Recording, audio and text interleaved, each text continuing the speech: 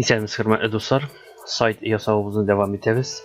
Иң беренче булып инде безгә сайтыбызны урнаштырыр өчен хостингта регистрация үтәргә кирәк.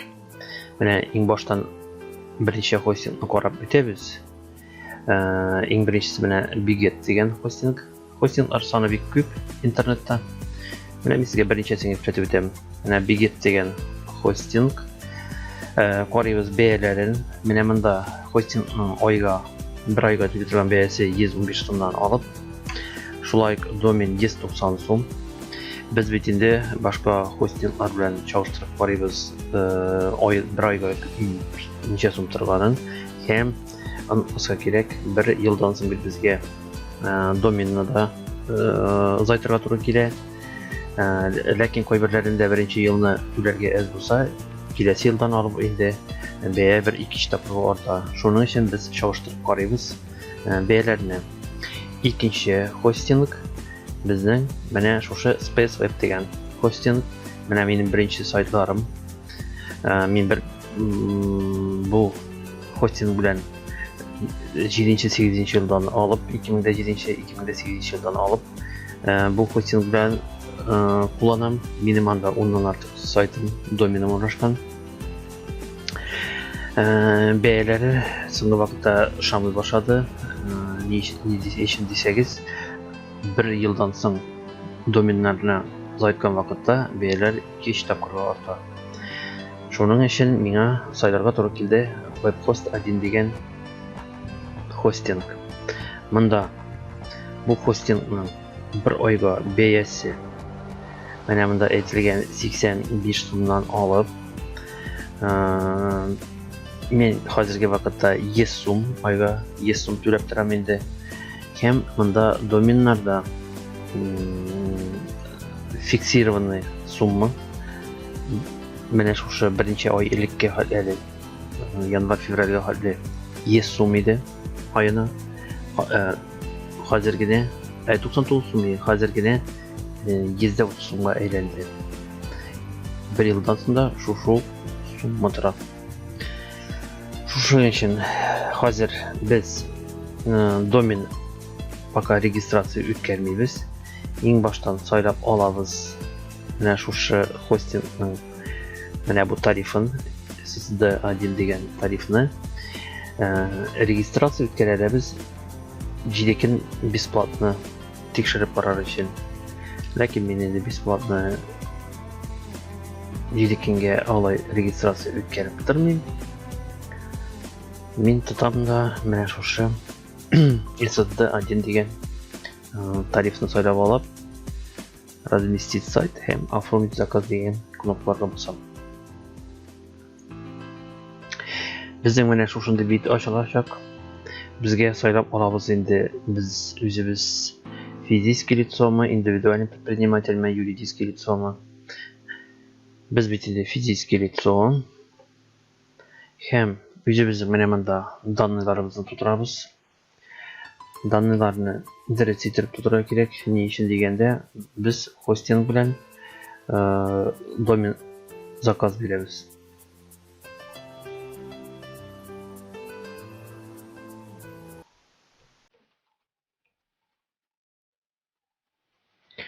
Монда үзебезнең телефон номерны куярга кирәк. Ләкин көндәлек сөйләшә торган номерларыгызны куймасагыз да була. Сезнең бәлки запас сим картларыгыз бардыр. Бәлки менә модемда кемнеңдер Мегафон модем, кемнеңдер Билайн модем, кемнеңдер МТС модемда тора торган сим картларыгыз бардыр. Аларны куйсагыз да ярый. Һәм без монда инде үзебезнең электрон почтаны куябыз.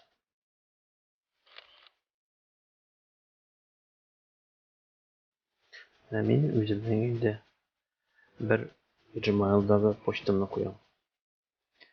Мин үземнең аккаунтым булса да, сезгә күрсәтер өчен тагын бер кат регистрация итәм. Монда шул парольне 2 тапкыр кертәм һәм договорны принимать итәм дип галочка коям. Һәм зарегистрироваться биллинг дигән җиргә басам. Карагыз әле. Безнең менә шушы хостингта үзебезнең хостинг һәм домен регистрацияләнгән айрым биллинг дигән аккаунт булачак. Менә шушында баштан регистрация итәбез. Менә унытканмын кодны куярга. Международный кодны. Һәм регистрация итәбез. Менә үзебезнең ID безнең шушы булачак. Ул безнең инде. Ул безнең кире биллингка панельгә кергән вакытта кирәк булачак. Һәм карыйбыз почтаны. Менә почтадан активация аккаунт дигәнне безгә данлар килде. Һәм активировать итәргә мин басам.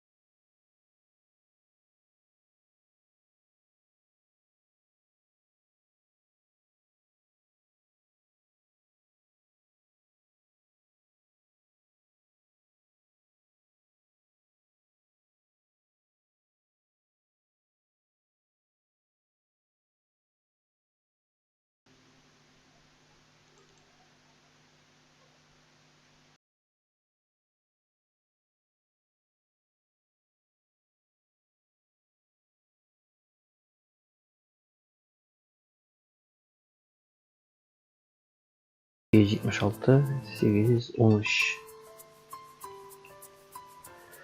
һәм подтверждать итәбез. Моннан соң карагыз әле.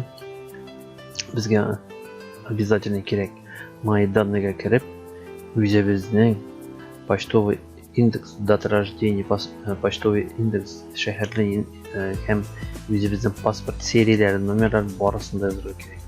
Язып тутырабыз, обязательно кирәк бу. Һәм изменить данные дигән басабыз. Менә шушаны эшләгәннән соң безне киләсе адым көтә инде. Ул без сезнең белән домен регистрациясыбыз. Бүгенгегә безнең менә шуның белән тәмам. Менә шушыны кабатлагыз. Кайбер аңламаган урыннарны видеоны туктатып, үзегез үткәреп, яңадан берничә кат карагыз. Уңышлар сезгә. Мин сезне киләсе дәрестә домен регистрация ясар өчен көтеп калам.